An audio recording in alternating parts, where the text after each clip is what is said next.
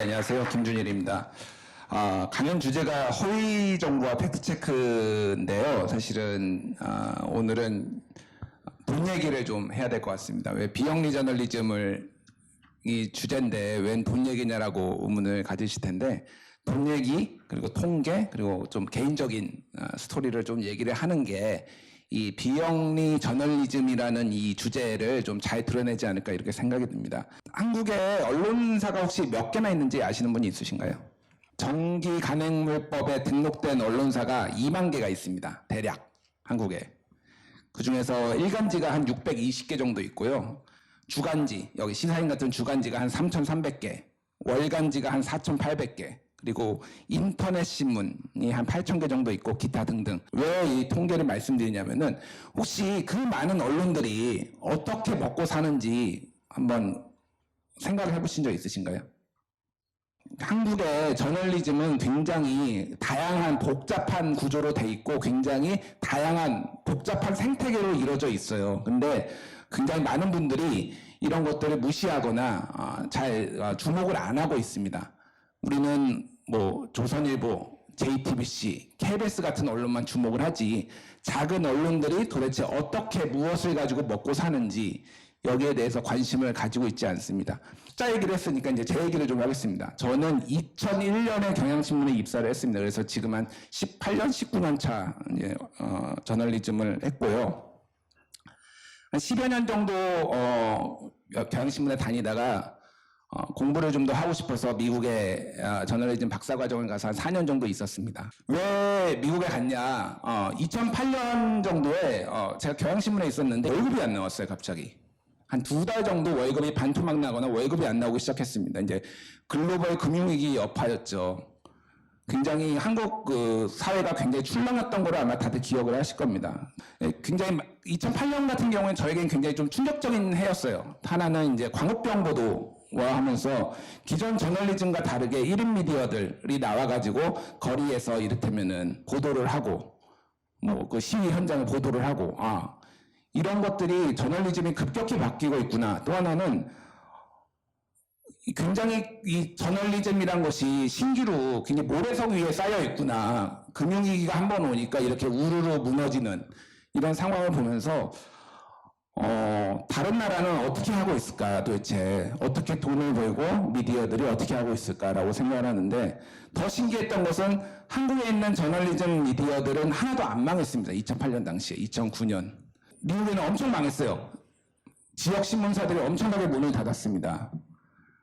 그래서 왜 한국은 안 망하고 미국은 망할까, 이게 또 저의 고민이었어요. 그래서 미국에 가서 좀 공부를 했습니다. 다양한 저널리즘의 형태를 받고 다양한 미디어들을 좀 고민을 하기 시작했습니다. 그래서 무엇을 할 것인가라는 고민을 하다가 2016년에 이제 한국에 들어와서 2017년에 뉴스톱이라는 걸 만들었습니다. 예, 뉴스톱은 뉴스 트루 or 페이크, 뉴스 트루 or 폴스예요. 그래서 가짜냐 진짜냐 이거를 이제 가려주겠다라는 그걸로 만들었고요. 제가 근데 돈이 없잖아요. 저의 고민은 그거였습니다. 하나는 제가 돈이 없다라는 거고, 또 하나는 지금 시대에 맞는 미디어의 형태가 도대체 무엇인가에 대한 고민이었어요. 그러니까 굉장히 사회는 복잡해지고 있고, 또 하나는 가짜 정보, 가짜들이 넘쳐나고 있는 상황에서 어떻게 그러면은 제대로 된 저널리즘, 작은 저널리즘, 자그마한 미디어를 어떻게 만들 것인가에 대한 제 고민이 있었습니다. 그래서 제가 선택한 방식이 네트워크형 회사를 만들어야 되겠다. 네트워크형 회사라는 것은 각자의 직업이 있고 각자 하는 일이 있지만은 무언가 프로젝트가 있거나 필요할 때 이 사람들을 연결을 해가지고 뭔가 생산성 있는 거를 만들어보자라는 게 저의 고민이었어요. 그래서 제가 5명을 모았습니다. 기자들만 모으지 말고 다양한 사람들을 모으자. 왜냐하면 지금 온갖 다양한 분야에서 다양한 궁금증에 지금 해소를 해줘야 되는데 왜 기자들만 모아가지고 이렇게 할 것이냐라고 해서 했습니다. 그래서 이 5명은 멤버지만은 나머지 분들을 전문가분들을 영입을 하자, 이 회사에. 그 회사에 저희가 월급을 주는 건 아니지만은 소정의 원고료를 드리고, 그래서 전문가분들이 언제든지 잘못된 정보가 나왔을 때 팩트체킹을 할 수 있게 만들자 라는 거였어요. 그래서 70명 정도가 저희 글을 쓰고 계세요. 각계 전문가분들이고요. 뭐 교수도 있고, 뭐 시민사회단체도 있고, 뭐 전직 기자도 있고, 뭐 이런 분들을 긁어 모았습니다, 저희가. 그래서 지금까지 운영이 되고 있습니다. 무엇을, 저널리즘을 어떻게 할 것인가에 대한 고민. 이 고민은 저의 고민이고 모두의 고민이었어요, 사실은. 왜냐하면은, 남들하고 똑같은 방식의 저널리즘을 할 거면은 굳이 이거를 할 필요가 없으니까요. 다른 거를 해야 되고 다른 거를 만들어야 되겠다라는 고민이었습니다. 네 가지 원칙, 투명한 저널리즘, 맥락 저널리즘, 지식 저널리즘, 협력 저널리즘. 이 네 가지 원칙을 가지고 저희 뉴스톱이라는 회사를 운영하기 시작했어요. 하나씩 설명을 드릴 텐데 이게 굉장히 다른 얘기냐, 뭔가 새로운 얘기냐? 아닙니다. 원래 저널리즘이 가야 되는 방향이에요. 기본으로 당연히 해야 되는 겁니다. 이것을 근데 얼마나 철저하게 원칙적으로 지킬 수 있느냐가 지금 우리의 지금 이 시대의 저널리즘의 관건이 된 거죠. 투명한 저널리즘이라는 것은 뭐 트랜스페런시라고 얘기를 하죠. 디지털 시대의 객관성은 투명성이라는 뭐 언론학자들의 얘기도 있습니다. 소스가 투명하고 피진이 투명하고 수정이 투명해야 됩니다. 소스가 투명하다라는 것은 한마디로 얘기하면은 팩트 체킹, 뭐 그건 기사도 마찬가지예요. 도대체 이 소스가 어디에서 나온 건지에 대해서 명확히 밝혀주라는 거예요. 이거를 인용을 했으면 이게 연구 보고서에 나온 건지 정부 자료에서 나온 건지를 링크를, 특히 온라인에서는 모두가 가능하기 때문에 링크를 다 넣어줘가지고 이거를 읽는 독자들이 이거에 미심쩍은 생각이 들면은 직접 가서 확인을 하라는 의미에서의 소스의 투명성입니다. 필진의 투명성은 이런 거예요. 김준일 팩체커라고 써있으면 이 사람이 도대체 어떤 경력을 가지고 있고 어떤 일을 하고 있는지에 대해서 자세히 적어주는 겁니다. 이 사람. 그거는 이 사람이 분명히 믿을 만한, 신뢰할 만한 사람이다라는 걸 드러냄으로써 이 기사에 좀 더 신뢰감을 줘야 된다는 거죠. 필진의 투명성이란 이런 거고요. 수정의 투명성, 한국 언론의 가장 큰 문제점 중에 하나입니다. 수정을 하는데 왜 언제 무엇을 수정을 했는지를 정확하게 밝히지 않아요. 미국에 있는 뭐 뉴욕타임스나 뭐 워싱턴 포스트 이런 데들은 다 중요하게 수정사항이 있으면 다 이렇게 해요. 한국 언론만 하지 않습니다. 왜? 귀찮으니까.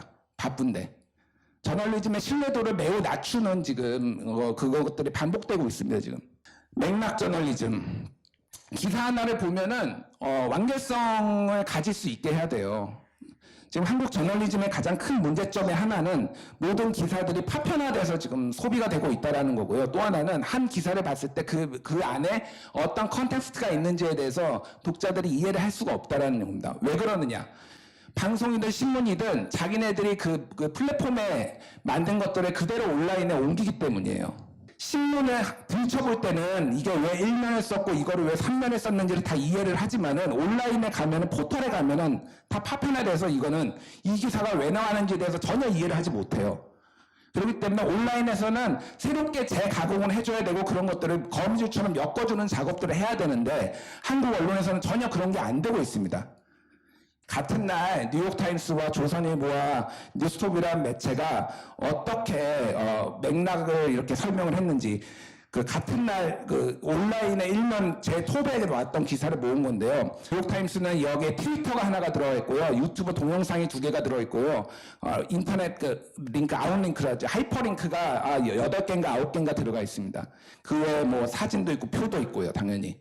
그러니까 이것들이 하나의 어떤 추가적인 맥락 정보를 제공을 함으로써 이게 어떤 맥락에서 나왔는지를 이제 충실하게 설명을 해주는데 한국의 1등 신문인 조선일보는 표 하나와 사진 하나밖에 없어요. 이 기사에. 뉴스톱도 잘하는 건 아닙니다만 여기에 링크가 13개가 들어갔습니다. 온라인에.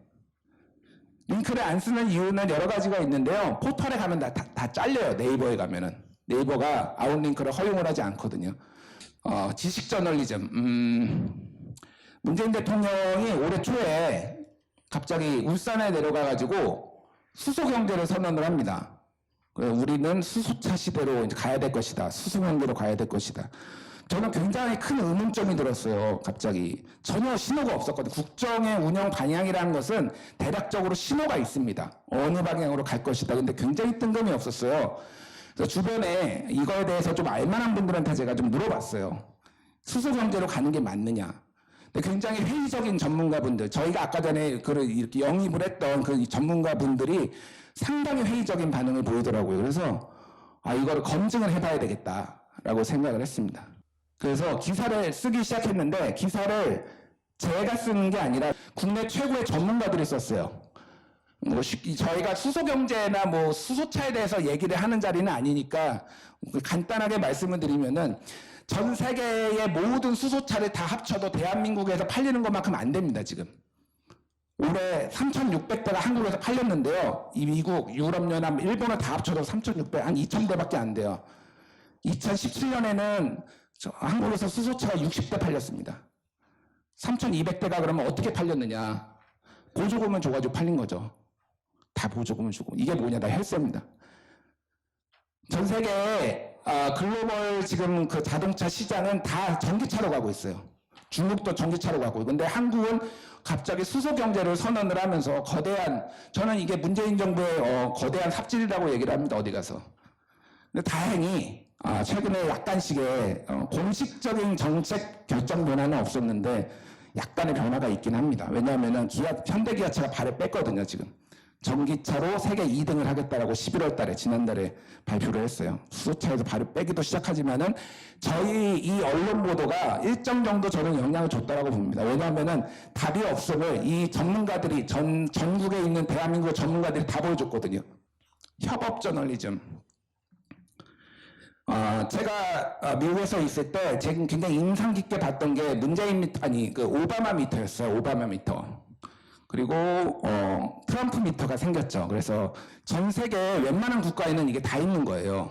이게 뭐냐면은 대통령의 공약을 공약을 체크하는 겁니다. 그래서 공약이 지금 어떤 단계에 있는지, 이게 지금 파기가 됐는지, 완료가 됐는지, 아직 시작도 안 했는지, 이런 것들을 사이트에, 그러니까 보통은 언론이 한번 발표하고 마는데 이거를 사이트에 아예 일종의 박제를 해놓는 거죠. 전 세계에 다 있는데 한국에만 없더라고요. 그래서 제가 만들었습니다, 문재인 미터를. 근데 저 혼자 하는 것보다는 사회 각계에 있는 분들이 참여하는 게 좋다라고 생각을 해서, 왜냐면 이거는 게다가 전문가분들이 공약을 체크하는 게 좋잖아요. 그래서 각 시민사회단체를 다 모았어요, 제가. 저희 뉴스톱에서. 그래서 15개 정도의 시민사회단체, 각 전문 분야의 시민사회단체들을 다 모아서 공약을 체크를 해보자. 그래서 이거를 상시적으로 만들고 업데이트를 계속 하자라고 해서 했고요. 그냥 공약에 관심 있는 분들이 항상 와서 볼 수 있고, 이거는 일종의 사회 공공재로서 서비스한다는 개념으로 아직도 만들고 있고요. 지금은 좀 바빠서 못하고 있는데 업데이트를 하려고 노력을 하고 있습니다. 디지털 시대의 저널리즘 원칙이라는 거는, 이거는 로이터 저널리즘 연구소의 켈리 리오로단이라는 그 연구원이 쓴 거예요. 근데 이런 내용들이 있습니다. 정확성과 개박성을 입증하기 위해 하이퍼링크 사용, 온라인에서 정정을 위한 더 많은 맥락 정보 제시와 신속성, 또 다양한 목소리 수용, 투명성, 이런 것들이 있는데, 제가 앞서 말씀드렸던 뉴스톱이 같이 이해하는 가치하고 매우 비슷한 거를 보실 수 있을 거예요. 지금은 저널리즘은 이렇게 가야 된다라는 어떤 규범적인 가치를 지금 제시를 했다라고 보시면 될 것 같습니다.